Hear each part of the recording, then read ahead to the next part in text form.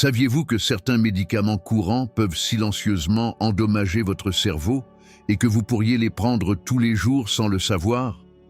Un simple comprimé peut accélérer la perte de mémoire, ruiner votre concentration et même augmenter le risque de démence. Ce n'est pas un scénario catastrophe, c'est une réalité ignorée par des millions de personnes. Ces médicaments sont parmi les plus prescrits au monde. Des sirops contre la toux, des pilules pour le cholestérol, des traitements pour l'insomnie, la douleur ou la fièvre. La liste est longue. Et dans certains cas, leurs effets secondaires sont si discrets que même les médecins les sous-estiment. C'est là que réside le vrai danger. Alors, si vous avez remarqué récemment que votre esprit est plus lent, que vous oubliez où vous avez posé vos clés ou que vous avez du mal à vous concentrer, peut-être que ce n'est pas l'âge ou le stress le responsable, mais ce comprimé que vous prenez chaque jour sans y penser. Dans cette vidéo, je vais vous présenter 7 médicaments qui peuvent saboter votre cerveau et que vous devez surveiller avec attention. Car l'un d'eux, en particulier, est le plus préoccupant de tous. Commençons par le numéro 7, les benzodiazépines. Vous les connaissez sûrement. Ce sont les médicaments de la famille du clonazépam, du diazépam, du lorazépam. Ils sont largement prescrits pour traiter l'anxiété, l'insomnie ou les convulsions. Mais ce que beaucoup ignorent, c'est qu'ils peuvent, à long terme, avoir des effets dévastateurs sur le cerveau. Ces substances renforcent l'action de certains neurotransmetteurs qui ralentissent l'activité cérébrale. Cela entraîne une sédation profonde, mais nuit aussi au raisonnement, aux réflexes et au temps de réaction. À court terme, ces médicaments peuvent être utiles.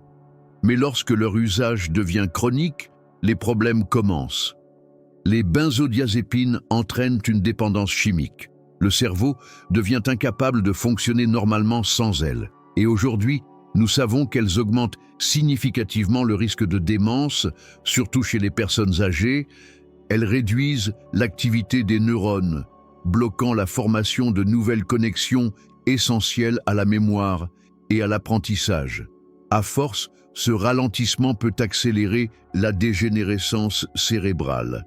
Pire encore, beaucoup de gens les prennent pendant des semaines, voire des mois, sans suivi médical, en pensant qu'ils sont sans danger, alors qu'ils peuvent en réalité compromettre votre santé mentale. Et ce n'est pas tout. À long terme, les benzodiazépines peuvent aggraver l'insomnie au lieu de la traiter et provoquer des épisodes d'amnésie temporaire. Il est fréquent que les personnes sous traitement prolongé rapportent des trous de mémoire ou des oublis constants, au point que des tâches simples deviennent difficiles à accomplir. Un autre effet secondaire inquiétant, le risque accru de chute et d'accidents domestiques, notamment chez les seniors.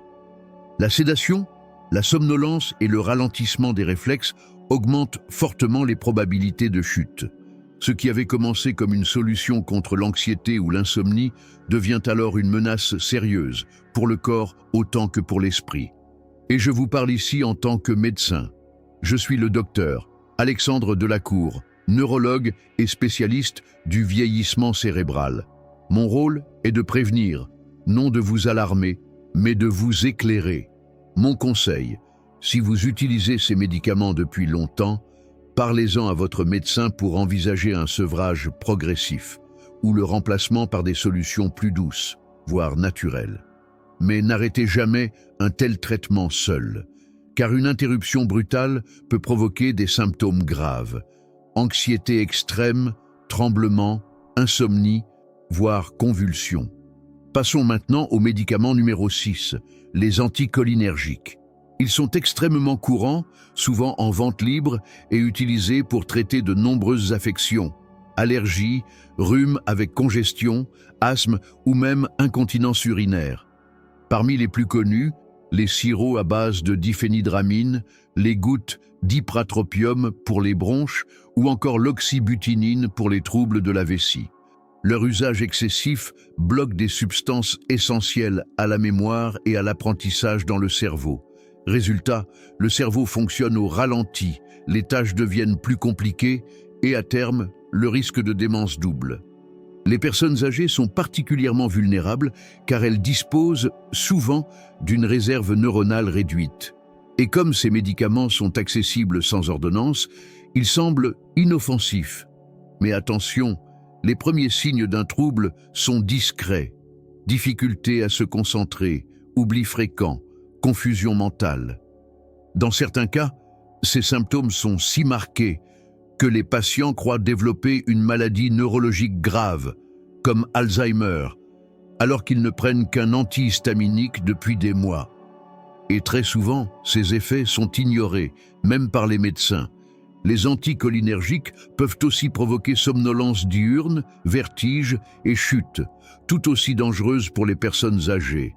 Ils nuisent à l'équilibre, à la coordination et augmentent le risque d'accidents domestiques. Mon conseil, cherchez toujours des alternatives plus sûres, surtout si vous devez prendre ces traitements sur le long terme. Traiter un rhume ou une allergie sur 3 à 5 jours est généralement sans danger. Au-delà, il faut consulter. Et si cela vous a surpris, écoutez bien ce qui suit. Numéro 5, les statines, simvastatine, atorvastatine, etc. Elles sont parmi les médicaments les plus prescrits pour réduire le cholestérol et prévenir les maladies cardiovasculaires. Elles sont efficaces pour cela, mais leur usage chronique peut avoir un impact sur le cerveau. Certaines personnes sous statine se plaignent de perte de mémoire, d'une brouillard mentale, de difficultés à se concentrer, d'oubli constant, de ralentissement de la pensée. Pourquoi? Parce que ces médicaments réduisent les niveaux de coenzyme Q10, une molécule essentielle à la production d'énergie dans les cellules, y compris celle du cerveau.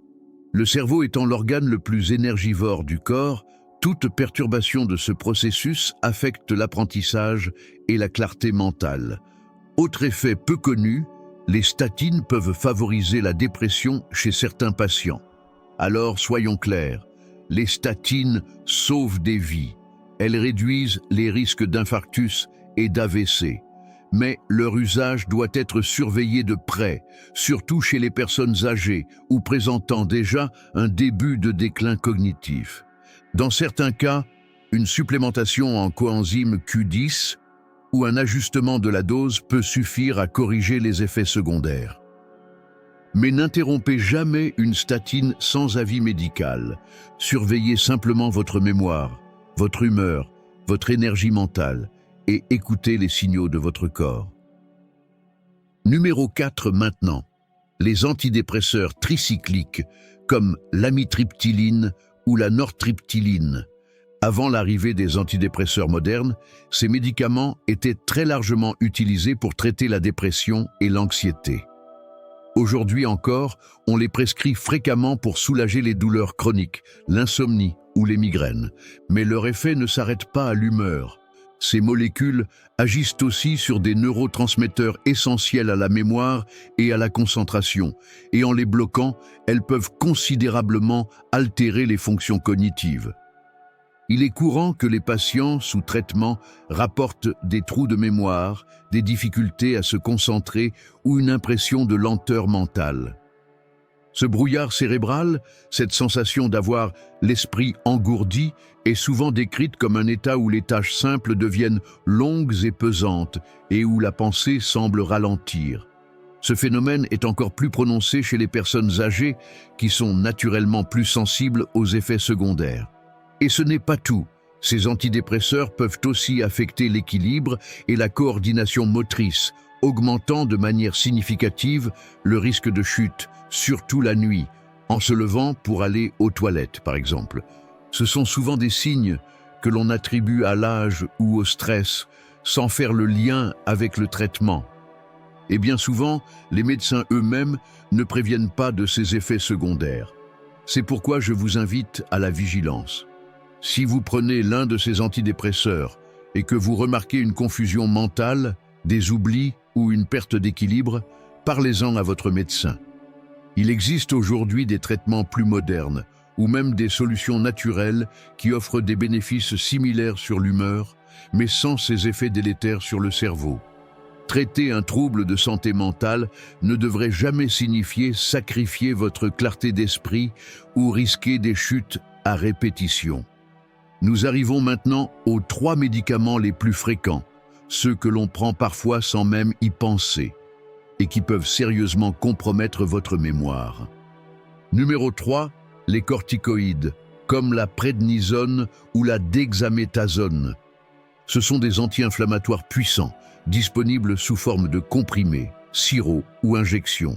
On les utilise pour traiter des douleurs articulaires, des inflammations, des maladies auto-immunes ou des allergies sévères.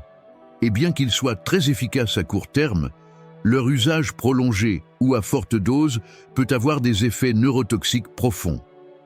Les conséquences vont de l'irritabilité aux troubles de l'humeur, en passant par des pertes de mémoire, de la confusion mentale et, dans les cas les plus graves, des symptômes psychotiques, hallucinations, délires ou changements de personnalité. Pourquoi ?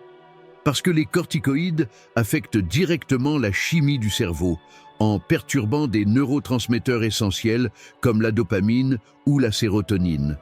Mais ce n'est pas tout. Des études montrent que l'usage chronique de corticoïdes peut provoquer l'atrophie de certaines zones du cerveau, notamment l'hippocampe, la région liée à la mémoire. Ce type de dégénérescence peut imiter les symptômes de la démence et parfois, les dommages sont irréversibles, surtout en cas d'usage non surveillé. Pire encore, ces médicaments réduisent la capacité du cerveau à créer de nouvelles cellules, ce qui complique les processus de régénération neuronale. Autrement dit, ils affectent non seulement votre mémoire, mais aussi votre capacité à récupérer des dommages déjà causés. Alors si vous êtes sous corticoïdes et que vous remarquez des changements d'humeur ou des pertes de mémoire, consultez votre médecin au plus vite.